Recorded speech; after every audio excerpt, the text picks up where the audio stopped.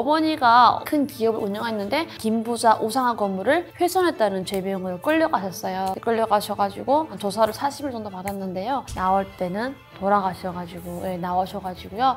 수술을 받게 됐는데요. 이미 늦어가지고 돌아가셨거든요. 근데 그때 당시에 저는 어머니가 뭐 어떠한 죄가 있는 줄 알았어요. 그런데 저희 어머니는 정말로 진심으로 충성한 사람이에요. 그런데 돌아오는 거는 죽음이었고요. 돌아오는 거는 아무것도 남은 게 없었어요. 그때 당시에는 김일성, 김정일, 김정은이 막 찢어주기 싫진 않았어요. 그런데 지금은 정말로 그들이 찢어주기에 밉고 너무 중언스럽습니다.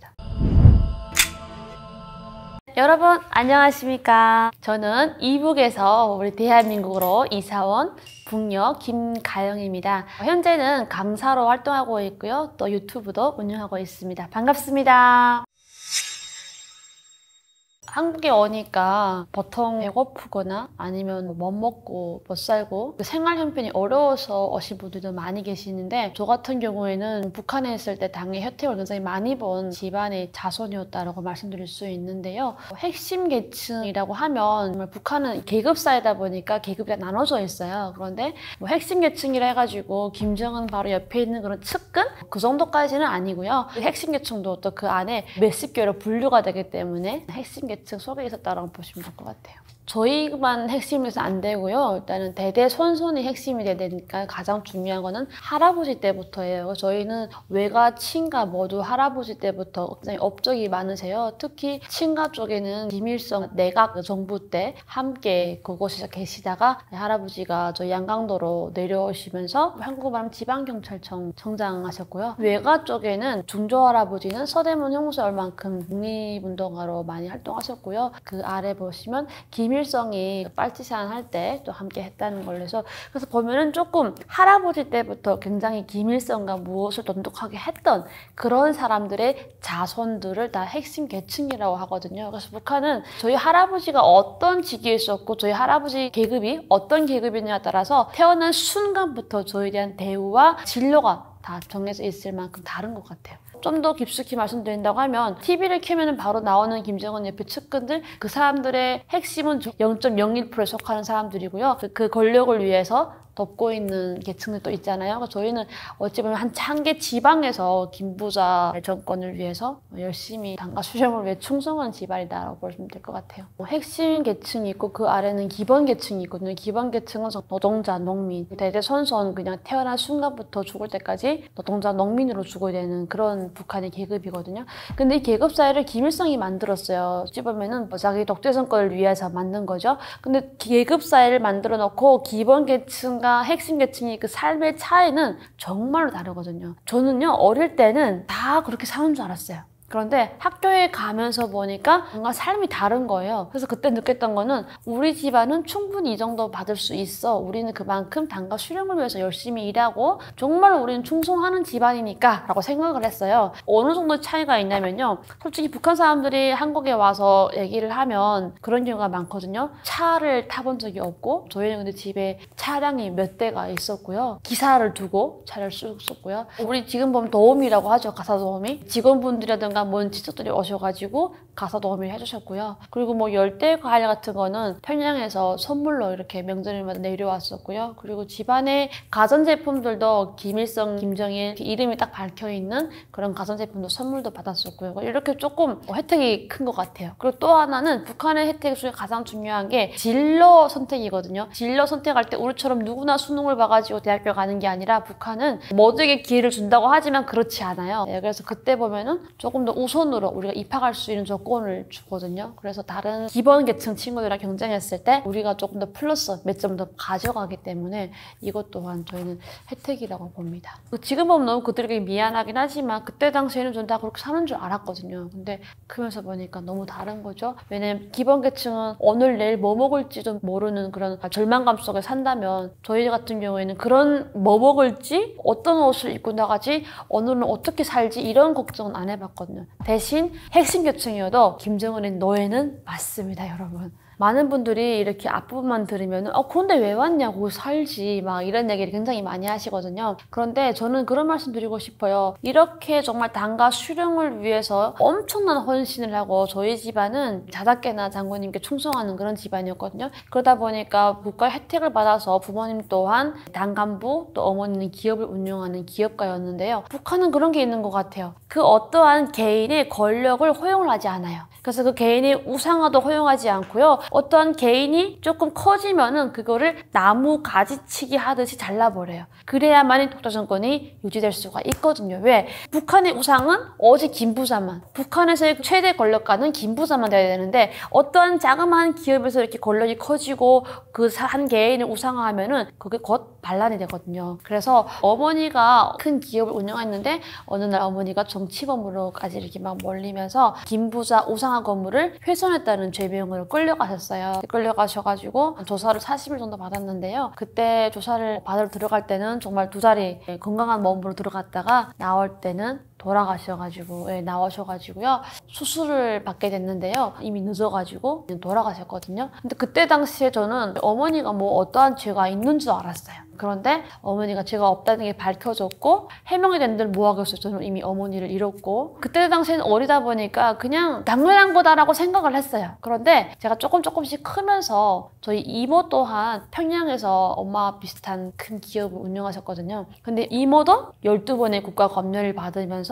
굉장히 많이 지치고 힘드셨어요. 그런데 어느 날 이모를 관리소에 보낸다라는 걸 듣고 이모를 하루빨리 대피시켰는데, 그때 또한 이모의 제명이 경제범이었는데요. 그 경제범이 국가에서 주지 않는 배급을 이모가 직원들에게 배급을 줬고, 직원들이 배급을 주는 지배인동지한테 지배인동지 만세를 외치니까 그게 또한 북한 정권에 대한 반란이 되기 때문에 정치범으로까지 몰리게 되는 거예요. 그때 성인이 되다 보니까 또다시 가족을 잃고 싶지는 않았어요. 정말 한번 엄마를 그렇게 잃고 이모도 또 그렇게 잃는다는 건 너무 큰 아픔이었고요. 그래서 그때 우리 한국을 가야겠다라는 생각을 했었는데요. 그보다 더 중요한 계기가 또 있었던 것 같아요. 저는 핵심 계층이었지만요, 장마당 세대입니다. 당과 수령을 위해 정말 진심으로 저는 충성한 적이 없어요. 저는 저희 집안을 지켜야 되기 때문에 저는 거짓 충성을 했거든요. 그런데 저희 어머니는 정말로 진심으로 충성한 사람이에요. 그런데 돌아오는 거는 죽음이었고요. 돌아오는 거는 아무것도 남은 게 없었어요. 그래서 그때 느낀 게, 북한은 영원한 권력이 없구나.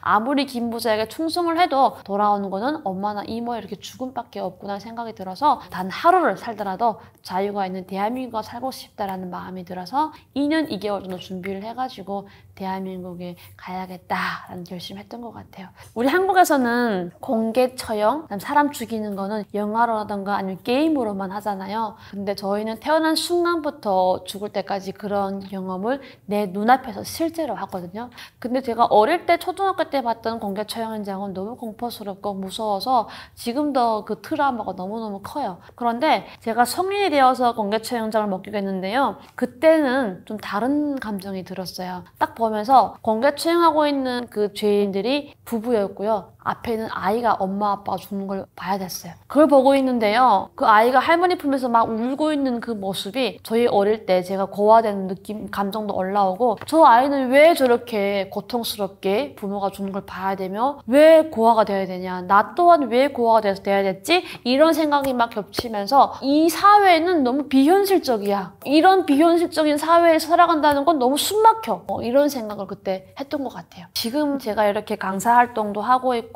북한을 알리는 인권 활동도 하고 있고 유튜브도 하고 있는 이유 중에 하나가 바로 그거예요.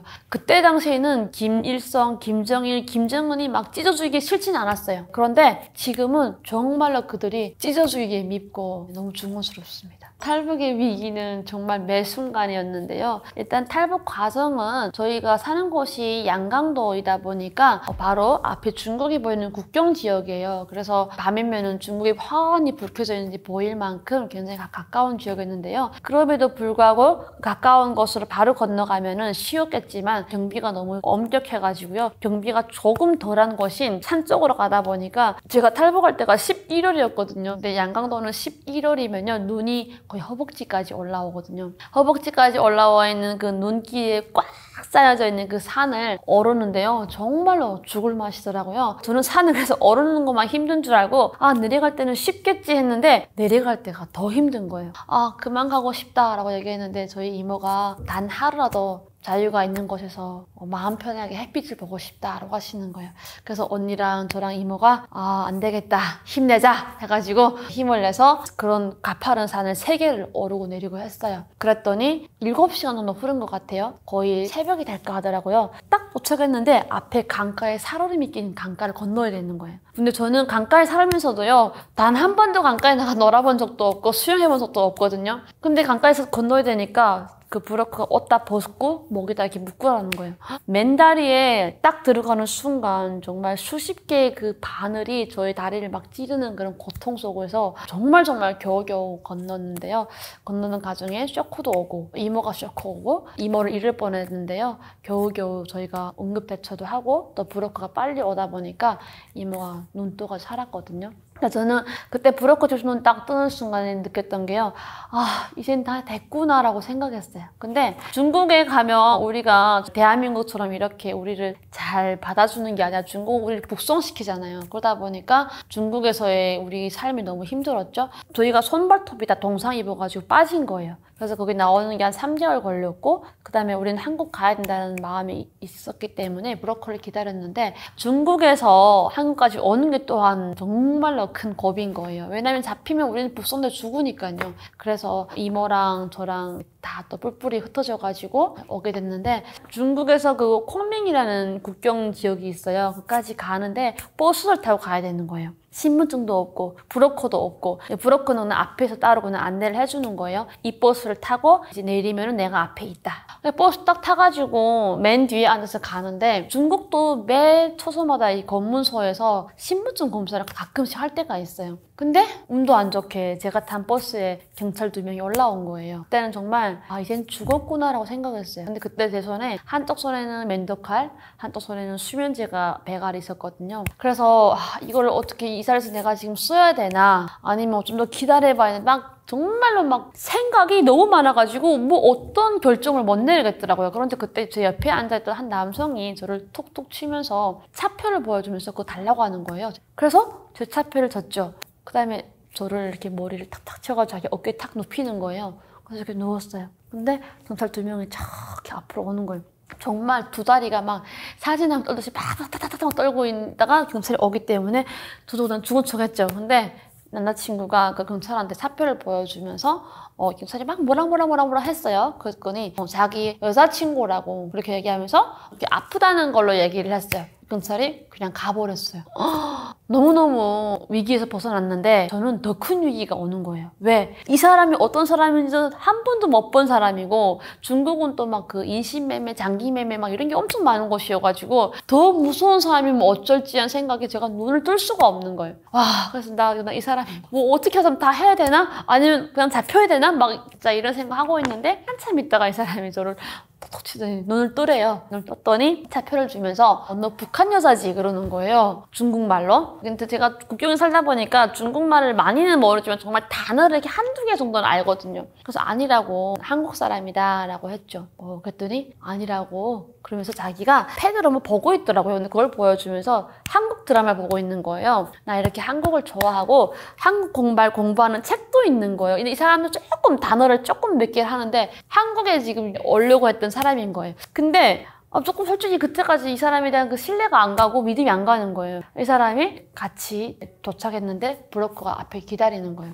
그래서 막 내려갔더니 이 사람이 브로커한테 명함을 주면서 자기는 한국에 유학을 꿈꾸고 있는 생이라고 난 사람이라고 무사히 한국 갔으면 좋겠다고 하고 그 명함에 도착하면 연락 달라고 부르는 거예요. 그 브로커가 저한테 얘기해 주는 거예요. 저 사람 너 마음 들었나 봐 하면서 한국 오면 연락 달래 막 그러는 거예요. 근데 전 너무 무서웠던 거예요. 그래서 그 명함을 갖고 왔어야 되는데 제가 버렸지 뭡니까? 그래서 조금 은인에게 지금은 너무너무 미안하고 죄송합니다.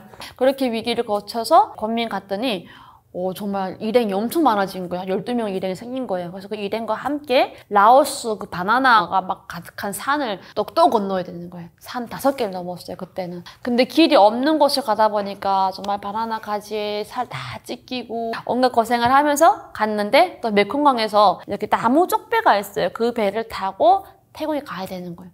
그래서 그 배를 또 타고 정말 잘못 움직이면 빠질 것 같은 그런 배를 타고 태국 갔더니 이제는 알아서 가래요. 그래서 알아서 가라고? 했더니 경찰만 찾으라는 거예요. 그래서 호호벌판인데 어떻게 경찰 찾아요? 그래서 막 불빛 찾아가지고 들어가 봤더니 사람들이 살고 있는데 폴리스 하는데 이 사람들이 이젠 태국에서 너무 많이 탈북민들이 만나다 보니까 바로 신고를 해주는 거예요. 그래서 경찰 데리러 와가지고요. 일행 12명을 데리고 태국 이민국 수용소에 갔어요. 거기 가니까 먼저 온 선배님들이 몇백 명이 감방에 앉아 계시는 거예요. 그래서 그 감옥에 들어가서 40일 있다가 대한항공 타고 대한민국으로 왔습니다. 또 있어요. 태국 이민국 수용소에 딱 들어가기 전에 우리를 말하면은 순찰대 같은 그런 데 걸쳐서 가거든요. 근데 이 사람들이 항상 이렇게 탈북민을 받아서 이민국 수용소에 이렇게 인계해주는 사람들이다 보니까 굉장히 탈북민들을 많이 만났던 거예요. 근데 한 경찰이 저한테 프로포즈를 한 거예요. 그때 제 나이가 22살이니까 파릇파릇하겠죠. 아무튼 아니 말을 잘 모르는데 이 사람들도 이렇게 한국말이 몇 개 있어요. 근데 이 사람은 조금 이렇게 단어를 하는데 자기 그 반지를 끼고 있더라고. 이미 장가간 사람인 거예요. 나이도 들어 보여요. 아저씨 같아 보여요. 근데 그 반지를 보여줬는데 자기 거 빼가줬는데 껴주면서 자기랑 이렇게 결혼하자고 막 이러는 거예요. 근데 저는 그때 당시에 이 태국 사람들이 우리를 보낼 수도 있고 안 보낼 수도 있다라고 저는 생각했어요. 그래가지고 이 사람이 완전 갑이라고 생각 들어가지고 이걸 어떻게 내가 거부해야 되나 싶어서 막 두 다리를 제가 막 붙들고 막 무릎 꿇고 막 울면서 우리 이모가 엄청 엄마라고 했죠. 이모를. 엄마가 엄청 아프다. 그래서 내가 같이 가서 간호해줘야지. 내가 안 가면 우리 엄마는 죽는다. 막 이러면서 막 온갖 막 눈물 흘리고 쇼를 막 했더니 이 사람이 측은했는지 알겠다고 그러더니 한 번만 그럼 안아보겠다면서 이렇게 안아주고 그리고 지금 보면 성추행이잖아요. 그게 미친 정말. 그래가지고 무사히 거기서 빠져나왔던 그런 또 에피소드도 있습니다. 근데 국정원에서 얘기했더니 그렇게 시집간 탈북민들이 몇 명 있대요. 제가 처음 아니라고 하시더라고요. 제가 올 때까지만 하여도요 조금 천차만별이에요. 그러니까 어떠한 비용이 정해진 게 아니라 이게 브로커들에 따라서 다 비용이 달라지는데 제가 올 때까지만 하여도 북한에서 중국을 넘는 거는 400에서 600까지 했거든요. 그리고 중국에서 한국 오는 걸 또 한 300에서 400에 했고요. 그러면은 그냥 한 1000만 원 좀 안 되게 돈 들었죠. 근데 4,000원을 또 데리고 왔는데 그때 당시에는 언니 데리고 오는 게 북한에서 중국 넘는 게 1000만 원이었어요. 그리고 중국에서 한국 오는 게 400만 원이었어요. 그래서 한 1600만 들었거든요. 언니가 오는데. 그런데 지금은 북한에서 중국 넘는 거는 아예 어렵고요. 그래서 1억을 줘도 못 온다라고 할 만큼 브로커 비용이 점점 더 올라갔다. 그래서 그 1억은 북한에서 1억 갖고 있는 사람들은 솔직히 정말 돈 있는 사람들밖에 없잖아요. 그래서 한국에 가족이 있는 사람들이 그 1억을 주면서 내 가족을 데리고 오는 건데 그 1억을 줘도 안전하다는 보장이 없기 때문에 오는 사람들이 없는 거예요. 계층을 떠나서 북한에 태어난 모든 사람이라고 하면은 똑같이 버리는 일상이 있죠. 눈 뜨자마자 김부자 초상화를 닦아야 되고 각자 자기 소속되어 있는 집단에 나가서 한 30분, 40분 정도 김부자의 말씀을 들어야 됩니다. 듣고 그리고 모든 일과를 시작을 하는 거예요. 그리고 또 똑같은 거는 매주 토요일마다 생활총괄화 해가지고 자아 비판도 하고 또 상대 비판도 하는 그런 시간을 누구나 다 가지고요. 이런 거를 만약에 불참했다? 한두 번은 괜찮겠지만 계속해서 불참하면은 그거에 따른 정치범으로 몰려서 정치범 수용소까지 갈 수도 있고요. 또 다른 하나는 우리 인간이라면은 가장 먼저 누려야 되는 게 있잖아요. 자유, 그다음에 인권이 보장되어 있어야 되고 또 인간의 권리를 보장해야 되는데 북한은 그런 게 없어요. 자유, 인권 이런 용어도 모르기 때문에 북한 주민들은 그저 맨 위에서 김부자가 그 아래 지시를 하면은 또 그 아래 사람들이 또 그 아래 지시하고 김부자의 그 말 하나 가지고 북한의 수천 명이 따른다고 보면 돼요. 그래서 하루 일과도 시작과 끝도 다 김부자의 지시대로 살아 움직인다. 어찌 보면 장기쪽같이 그냥 김부자가 움직이고 김부자의 너외로 그냥 살아가는 거죠. 그런 나라는 아마 전 세계 북한밖에 없을 거예요. 저건 나라라고도 말할 수 없고 하나의 그냥 집단이라고 해야겠죠. 우리가 보면은 한국에서 제일 힘들다고서 이렇게 그 봉사도 해야 되고 후원도 해달라고 하는 게 아프리카 나오잖아요. 아프리카 친구들. 저는 솔직히요. 왜 이렇게 말해도 되겠는지 모르겠지만 아프리카 친구들은 그래도 자유라도 있잖아요. 그리고 아프리카 친구들은 우리 대한민국 사람들든가 전 세계 어느 사람 나가서 볼 수가 있어요. 그들을 보고 치료해주고 정말로 그들이 힘든 거를 우리가 도와줄 수가 있어요. 하지만 북한은 그런 게 전혀 없어요. 그래서 저는 아프리카보다도 더 몇십 배로 힘들고 몇십 배로 정말 고통스럽게 사는 게 북한 주민들이다라고 말씀드리고 싶습니다. 후회요? 단 한 번도 없어요. 정말 꿈에서도 후회해 본 적 없고요. 제가 이제는 10년 되어 가는데 단 1초도 후회해 본 적이 없어요. 저는 매 순간이 감사하고요. 오늘도 아침에 깨나서 샤워를 하면서 다시 한번 감사하다고 했습니다. 저는 정말 매일매일 감사함으로 시작하고 자기 전에도 감사함으로 자는 그런 마음을 누가 줘서가 아니라 그렇게 생겨요. 북한에 갔다 오면 제가 매 순간 감사하다는 거는요. 북한은 정말 지옥이에요. 우리가 보는 정글의 법칙, 그 정글 사는 나오잖아요. 북한은 그 정글보다도 정글에 가면 그래도 뭐라도 하면 잡아먹을 것도 있잖아요. 북한은 잡아먹을 것도 없어요. 이제는 정글보다 더 정말 힘든 것이고 그런 곳에서 왔으니까 한국이 당연히 천국이고 또 하나는 목숨을 그냥 거는 게 아니거든요. 잡히면은 북한의 가족이 다 죽으니까 그냥 그 죽자라는 마음으로 오다 보니까 정말 우리 항상 이런 말을 합니다. 탈북민들끼리도 나 요즘 너무 힘들어. 죽을 맛이야. 이런 말. 야, 너 탈북 정신이 다 빠져버렸구나. 탈북 정신으로 살라오. 막 이러거든요. 탈북 정신으로 살면 못 해낼 게 없습니다. 너무 많지 않을까요, 피디님? 항상 우리 대한민국 사람들을 만났을 때 우리나라 사람들이 왜 이렇게 인상을 찌푸리냐고, 왜 눈에다가 힘을 주냐고 그런 말 많이 했어요. 저는 근데 힘을 준 적이 없었거든요. 그만큼 그때는 긴장했던 거예요. 그러니까 내가 아무리 긴장을 푼다고 하더라도 안 풀렸나 봐요. 근데 지금은 눈동자가 너무 풀렸대요. 네. 그래서 조금 교정을 해야 되나 봅니다. 이렇게 조금 많이 달라졌죠. 그 외에도 북한에서는 저의 삶이라는 게 없었습니다. 먹을 걱정, 입을 걱정은 안 했다 하더라도 저 개인을 위한 삶은 살아본 적이 없었던 것 같아요. 지금 대한민국에서는 나를 위한 삶을 산다는 게 얼마나 달라졌을까요?